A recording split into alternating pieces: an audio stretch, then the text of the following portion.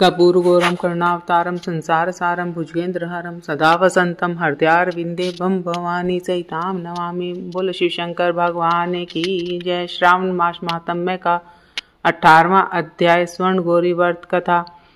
शिव बोले, हे वत्स, अब मैं तुम्हें श्रावण मास के शुक्ल पक्ष में आने वाली तृतीय तिथि में किए जाने वाले उत्तम तथा पवित्र स्वर्ण गौरी व्रत के बारे में बतलाता हूँ। उस दिन व्रती को सुबह जल्दी उठकर नित्यक्रम व स्नान से निवृत्त होकर संकल्प करना चाहिए। तब 16 उपचारों से शिव और पार्वती का पूजन करना चाहिए। साथ ही इस प्रकार प्रार्थना भी करें, हे जगतपति, हे सुरपति, हे जगदीश्वर, मेरी अर्चना आप स्वीकार करें।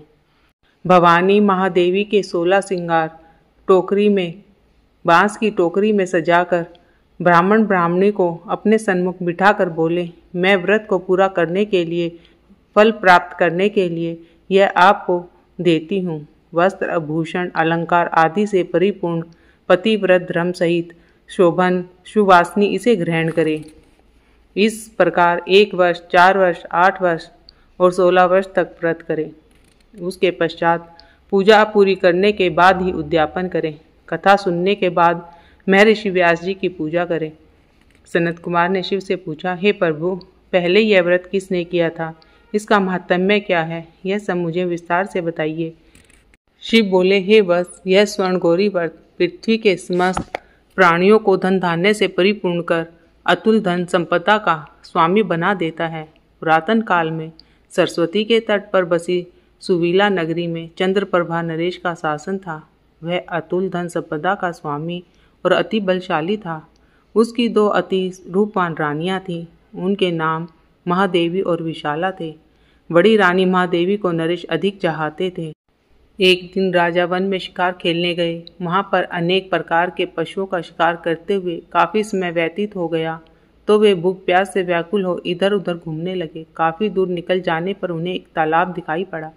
तालाब चारों ओर से मनोरम था। वहां राजा ने देखा कि देवलोक की अप्सराएं स्वर्ण गौरी की पूजा में लीन थीं। उनको राजा ने कहा, हे देवियों, आप यहाँ किस प्रयोजन हेतु यह पूजन कर रही हैं? इस पर उन्होंने उत्तर दिया, हे नरेश, हम सब स्वर्ण गौरी की पूजा कर रही हैं। इस व्रत के फलस्वरूप प्राणियों को प्रत्येक प्रकार की धन संपदा मिलती है। इसीलिए हे नरेश, आपको भी अपनी प्रजा की भलाई एवं धन प्राप्ति के लिए यह व्रत अवश्य ही करना चाहिए।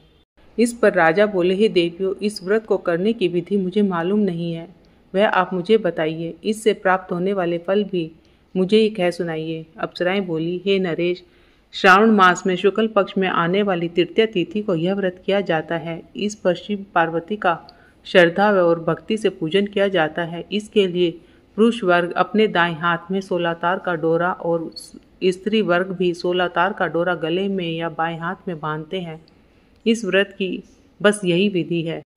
चंद्रप्रभा नरेश ने भी 16 तार का डोरा अपने बाएं हाथ में बांध लिया और प्रभु से प्रार्थना की, हे जन दुख निवारक महाप्रभु, मैं आपके व्रत के लिए यह डोरा अपने हाथ में बांधता हूँ।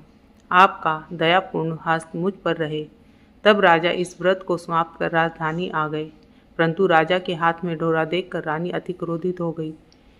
उसने राजा के हाथ से डोरा बलपूर्वक तोड़ दिया और बाहर दूर फेंक दिया।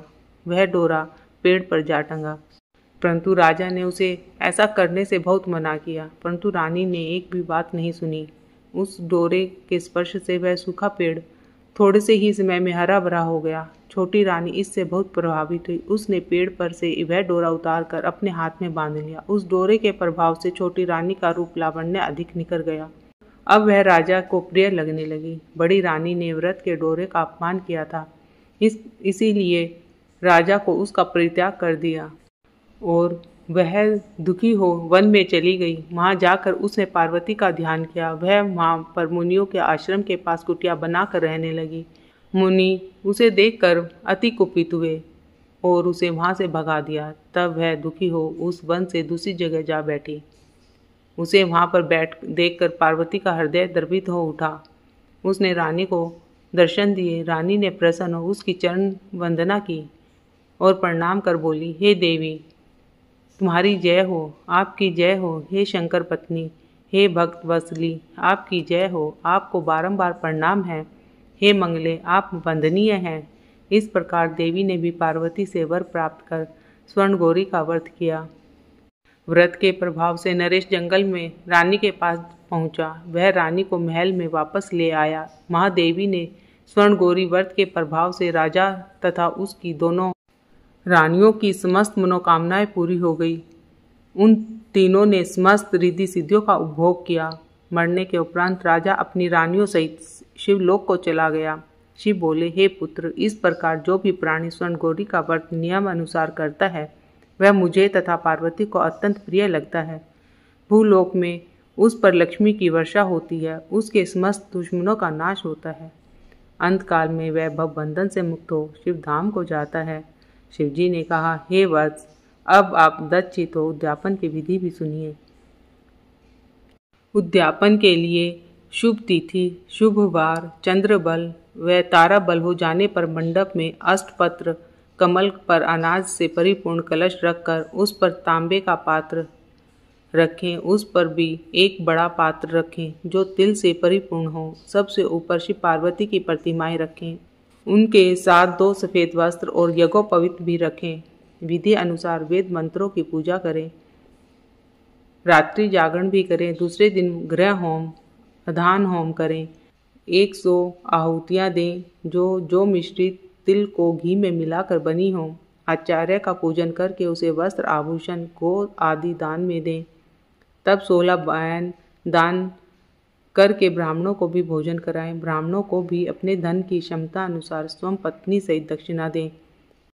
इस पाठ के श्रवण करने से शिव पार्वती कृपा व शिव धाम की प्राप्ति होती है। बोलो शिव शंकर भगवान की जय। लक्ष्मी नारायण भगवान की जय। माँ पार्वती माता की जय।